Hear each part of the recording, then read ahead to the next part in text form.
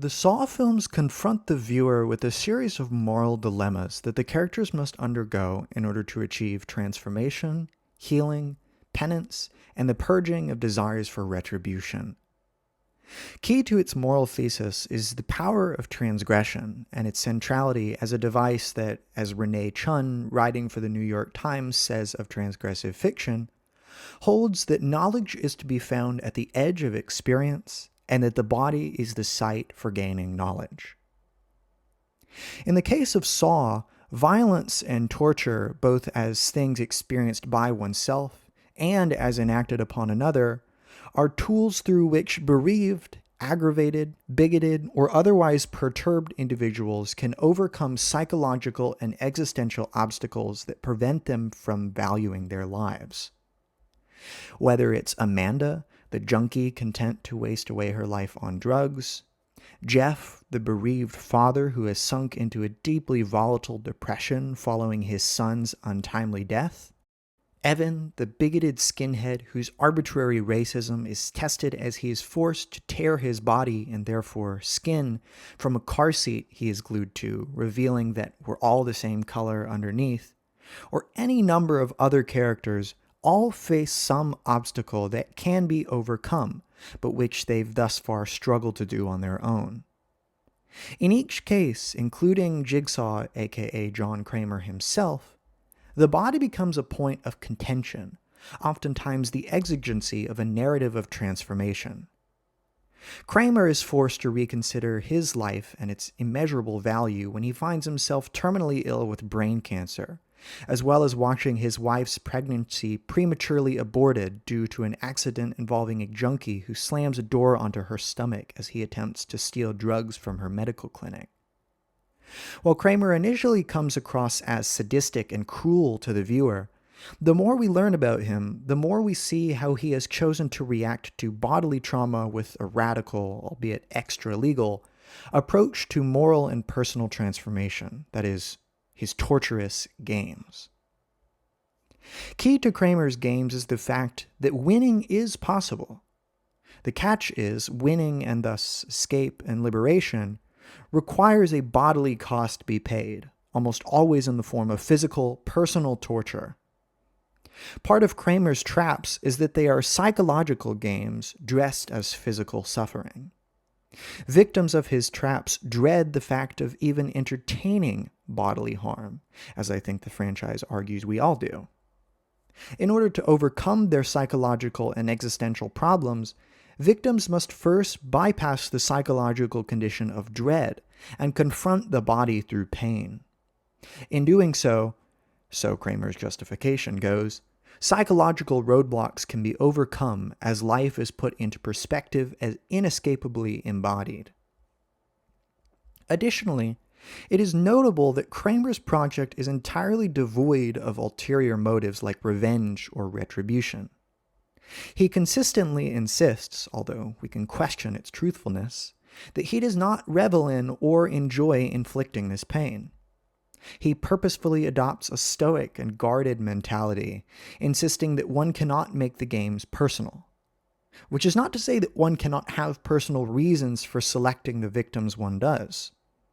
In Saw 10, for example, the victims are chosen for directly personal reasons, being the employees of a grifting medical front that claims to perform radical procedures on cancer patients, but in actuality merely steals their money, performing no procedure at all, and with no legal avenue by which the robbed patients can receive legal redress, since the operation is extra-legal and its location hidden even from the patients. Regardless, Kramer insists that the games are a chance for one to atone for one's wrongs, either by inflicting torture on oneself as an extreme form of retaliatory punishment, or perhaps simultaneously as a form of rehabilitation by confronting one's crimes or problems.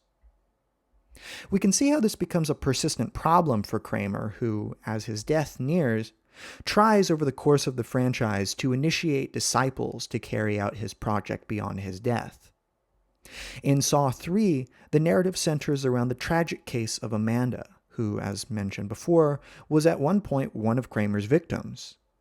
However, she not only survived her trap, the infamous reverse bear trap of the first film, but came to view Kramer as the facilitator of her redemption and reconciliation with herself, thereby worthy of her dedication as a disciple.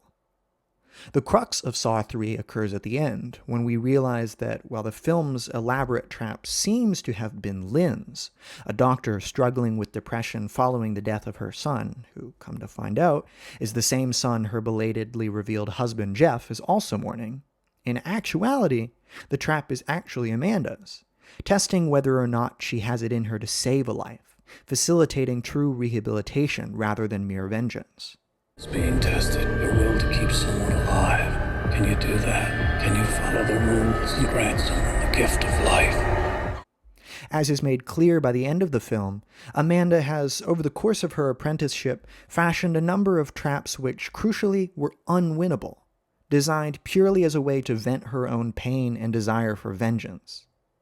As a result, she fails her test after shooting Lynn and is thereafter herself condemned to death by Jeff, who shoots her. Kramer's ethical vision lies at the crossroads between the late 19th century décadence movement, absurdism, and existential horror. Décadence was a movement that crafted fugitive visions of excess and artificiality that celebrated degeneration through subversive affirmation.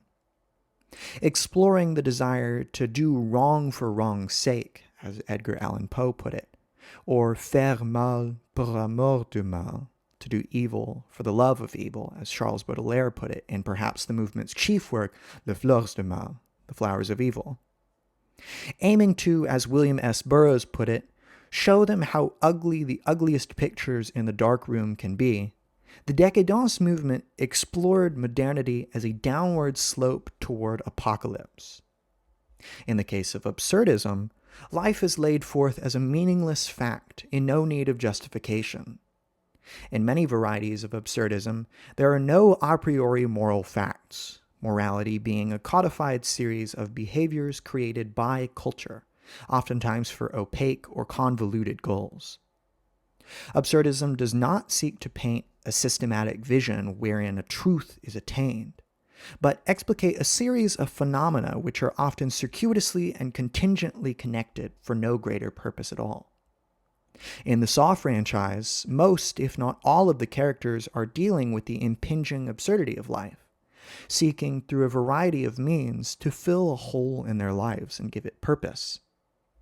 Kramer's vision fits into an absurdist paradigm because it gladly flaunts established ethical codes, refusing to be accountable to the law or societal values of decency. Instead, it values people as moral agents possessing a will to make choices for themselves amidst a world that does not provide a priori positive justification for the acts they do, only consequences for impinging on the lives of their fellow humans, who are also on the same journey of searching, creation, and discovery. This naturally overlaps with the genre of existentialist horror, where narratives and events of horror, be they cases of fear or bodily suffering, are viewed as sites of existential discovery through trials of the will. Acting at the interstices of these various movements, the Saw franchise is not unlike the section from William S. Burroughs' Naked Lunch entitled The Market, where an ambiguous and excessive scene is portrayed in which cryptic games are played for incredible stakes, games where only 2 players in the world know what the stakes are. An important aspect of the Saw franchise to keep in mind, and one often overlooked, is Kramer's commitment as game master to personal sacrifice. In Saw 3, Kramer puts himself at mortal risk by forcing Lynn to care for him, keeping him alive lest he flatline and the bomb collar around her neck explode. Being subjected to seizures brought on by his dwindling condition, and the performance of a craniectomy by a dangerously ill-equipped Lynn to remove pressure from Kramer's brain and prevent life-threatening hemorrhaging, Kramer willfully endangers himself in order to facilitate Amanda's game throughout the film. In Saw 10, Kramer is subjected to near-fatal blood waterboarding via a trap that, as we come to find out at the end of the movie, he purposefully crafted with the knowledge that he would be the one to endure it. Throughout the franchise, Kramer uses his cunning and resolve to orchestrate a number of scenarios that require he be subjected to the same, if not comparable, violence as the other participants. One of the more dubious yet relevant ethical considerations of the franchise is Kramer's continual insistence, when accused of murdering people, that he does not murder anybody. The traps do. He merely facilitates his targets to do games, the outcomes of which is decided by their own willingness to overcome their dread and the subsequent physical and psychological pain. This is brought to the fore in its dubiosity and precariousness in Saw X. This is perhaps the most questionable of Kramer's torturous visions, as it is, as I previously mentioned, the most directly personal. All of the victims are chosen for their conspiring to swindle and inflict financial harm on him, in addition to all the other victims of their medical front. Particularly contentious is the presence of Gabriella, a seemingly kind, accommodating, and caring young woman who facilitated Kramer's lodging despite her knowing participation in the duplicitous Project Peterson.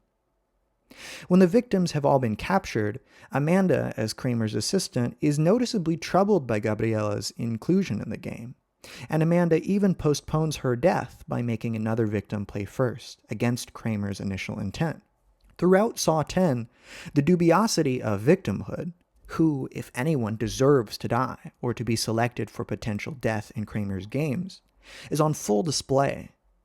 We are shown the full spectrum of morally culpable persons, from Gabriella at the most innocuous and forgivable end, to Cecilia, the mastermind of the Peterson Project, and an overtly sadistic psychopath entirely lacking in empathy.